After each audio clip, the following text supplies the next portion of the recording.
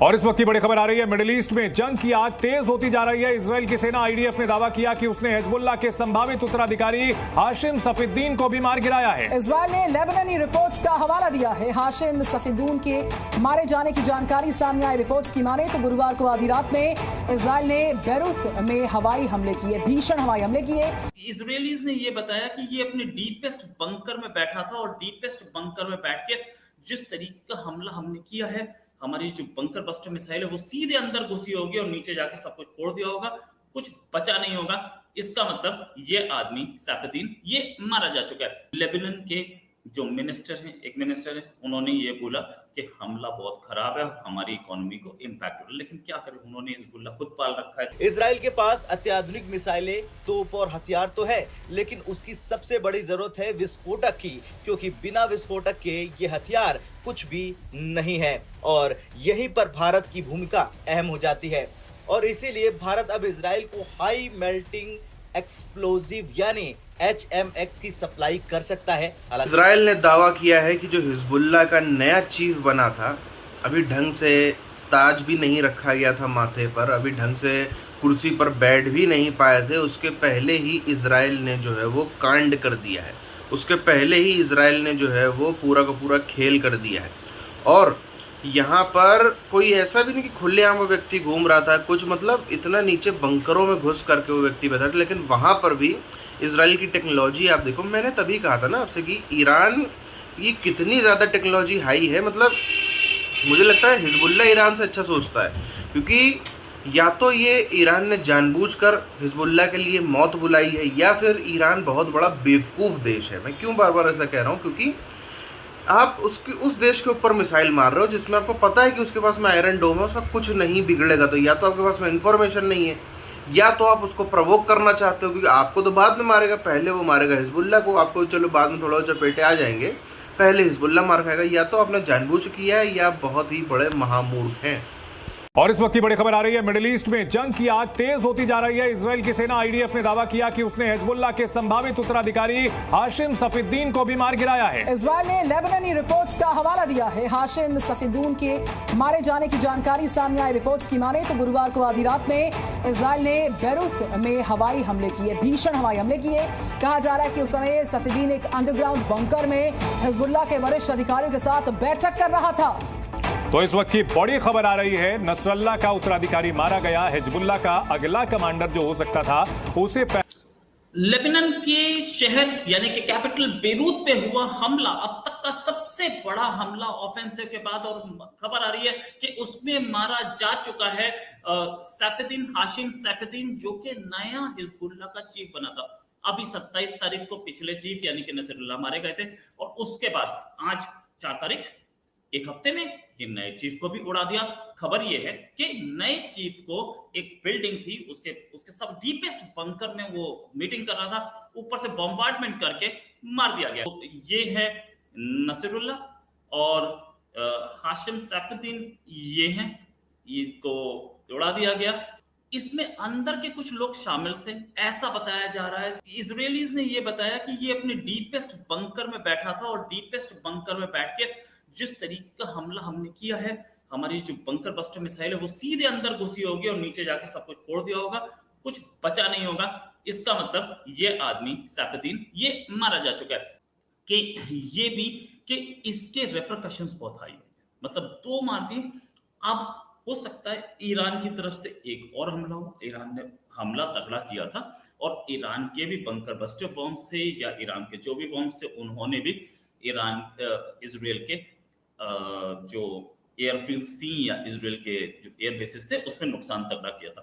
Israeli army ने इससे पहले बोला था बुर्ज अल बजारे यानी कि एक लेबनान के सबर्ब्स में एक बिल्डिंग है, बोला था इसको क्लियर कर लो और इससे सब बाहर निकल जाओ। इजरायली आर्मी वार्निंग्स भी दे रही थी कि आदमी चले जाएं तो ज्यादा अच्छा। हमने तो हिजबुल्लाह को क्लियर करना है, हमारा नॉर्मल लोगों से कोई लेना देना नहीं है। अच्छा, एक चीज और कि इन्होंने इजरायली आर्मी ने यही बोला कि आप लोग जहां पे हैं वो एक हिजबुल्लाह फैसिलिटी है, हम यहीं पे टारगेट करेंगे। साथ में एक वेयर हाउस को भी टारगेट किया गया। खबर पर हमारे साथ जुड़ चुके हैं अशोक। एक और ईरान लगातार जो है धमकी पे धमकी दिए जा रहा है, लेकिन इजराइल रुकने का नाम नहीं ले रहा और हिजबुल्ला की पूरी टॉप लीडरशिप को सफाया करने के बाद अगली लीडरशिप को भी साफ कर रहा है। बिल्कुल चंदन, आप सही कह रहे हैं कि इस वक्त की एक बड़ी खबर आ रही है कि जो हिजबुल्ला का उत्तराधिकारी बनने वाला था उसको मार गिराने का दावा किया है इजराइल ने और दुनिया की मीडिया ने। आपको बता दें कि ये हाशिम सैफुद्दीन, ये बताया जा रहा था कि नसरुल्लाह से भी खतरनाक इसकी सोच है, इसकी आइडियोलॉजी है और उसकी जगह ले सकता है, लेकिन इजराइल लगातार हिजबुल्ला पर स्ट्राइक कर रहा है और जो कि लेबनान में हिजबुल्ला का अगला चीफ हो सकता था, उसे मारने का दावा किया है इजराइल ने। और ऐसे में बड़ा सवाल है कि इजराइल और हिजबुल्ला के बीच का ये जो घमासान है ये कहां जाकर के रुकने वाला है, क्योंकि एक और ग्राउंड ऑपरेशन शुरू कर दिया गया है, एयर अटैक लगातार जारी है ही, और इन सब के बीच हिजबुल्ला की जो लीडरशिप है उसको लगातार अटैक कर रहा है इजराइल। लेबनान के जो मिनिस्टर हैं, एक मिनिस्टर है, उन्होंने ये बोला कि हमला बहुत खराब है और हमारी इकोनॉमी को इम्पैक्ट हो रहा है, लेकिन क्या करें, उन्होंने हिजबुल्ला खुद पाल रखा है तो क्या।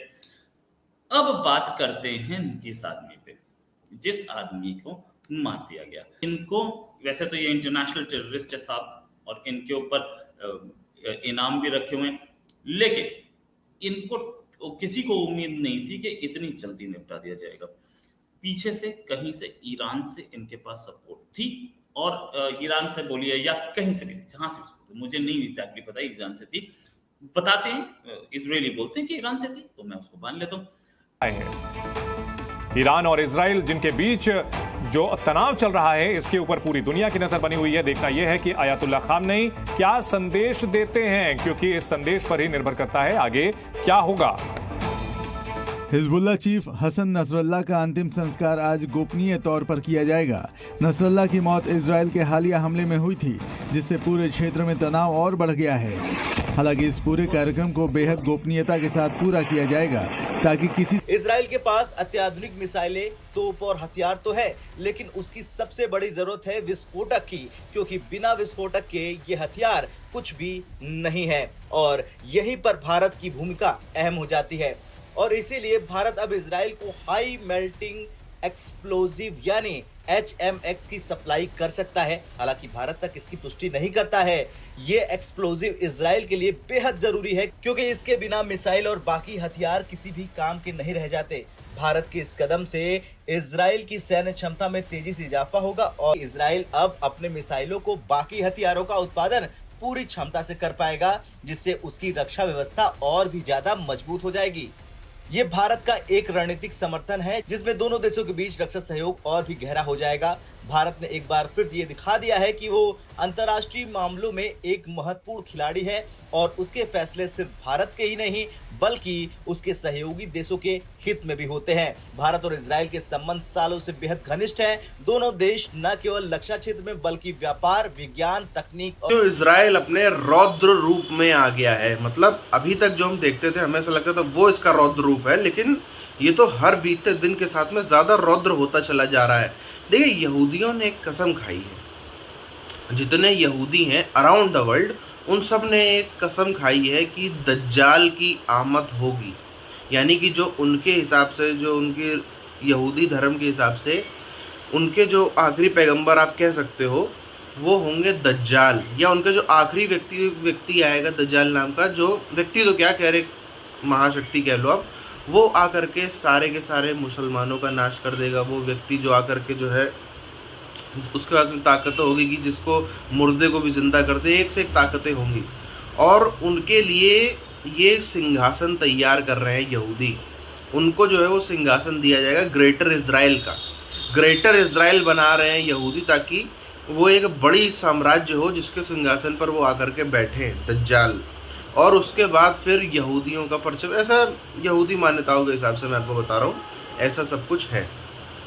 अब उसको इतना सीरियसली लिया है यहूदियों ने कि वो एक पर्पस है जिसकी वजह से यहूदी पिछले इतने दशकों से, बल्कि एक शताब्दी से ज़्यादा से हम देख रहे हैं कि वो खुल करके अटैक, मतलब खुल करके सब में लड़ने झगड़ने में लगे हुए हैं, अपनी टेक्नोलॉजी बढ़ाने में लगे हुए हैं। पहले से भी जब हम कुछ समझते नहीं थे तब से वो टेक्नोलॉजी अपनी बढ़ा रहे हैं।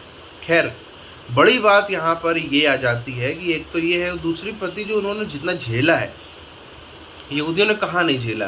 यहूदियों ने जर्मनी में क्रिश्चियन से झेला, चलो वो तो खैर पुरानी बात हो गई। यहूदी पिछले लगभग 100 सालों से झेल रहे हैं, ये जितने मुसलमानों का है, ख़ासतौर पर शिया वर्ग का तो पिछले 20-30 सालों में बहुत ज़्यादा झेला है।